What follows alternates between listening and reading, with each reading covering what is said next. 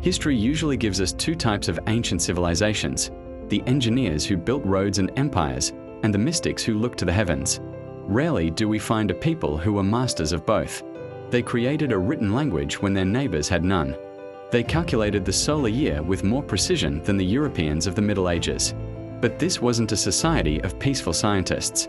This was a world governed by star kings, leaders who used advanced mathematics to determine the exact moment to go to war, and the exact second a ritual sacrifice must occur to keep the universe from ending. Today, we explore the duality of the Maya, a people who reached for the stars, but were ultimately pulled back down by the very earth they tried to rule. To the Maya, time wasn't a sequence of events. It was a living, breathing cycle. This is where their architects of time come in. They didn't build pyramids just to show off.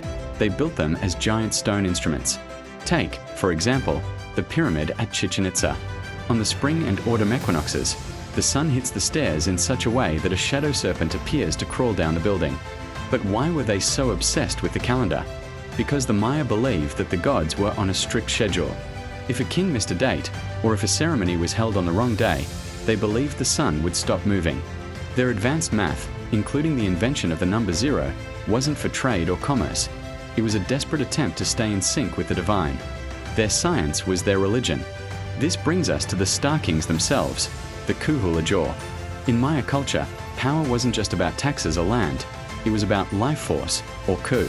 The people believed the king's blood was the most sacred substance on earth. This is the part of the story that often shocks modern viewers. To ensure a good harvest, the king wouldn't just pray. He would undergo public bloodletting, piercing his own body with stingray spines or obsidian blades to offer his essence to the gods. It was a terrifying social contract. The people gave the king absolute power, and in exchange, the king suffered and performed rituals to keep the rain falling. It was a system built on total trust. As long as the math worked and the blood was shed, the civilization flourished.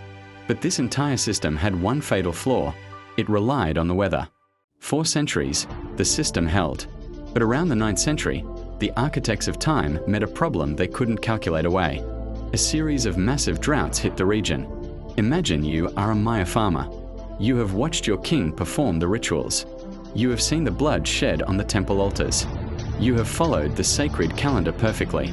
And yet, the corn is dying, the reservoirs are empty. When the science of the stars failed to predict the reality of the earth, the entire Maya hierarchy collapsed. The kings weren't defeated by an invading army. They were defeated by their own promises. The people realized that the holy lords had no power over the rain. The blood of the kings had lost its value. One by one, the cities were abandoned, not because the people died, but because they lost faith in the system. They walked away from the grand pyramids and returned to small, simple farming lives, leaving their massive stone calendars to be swallowed by the jungle. The story of the Maya isn't just about ruins. It's a story about the intersection of human brilliance and human ego. They were a people who could track the stars for 1,000 years but couldn't see the environmental collapse right in front of them. Today, we look at their pyramids and see a lost world. But the Maya are still here, and their story remains a warning. No matter how high we build, or how far into the future we calculate, we are always tied to the health of the ground beneath our feet.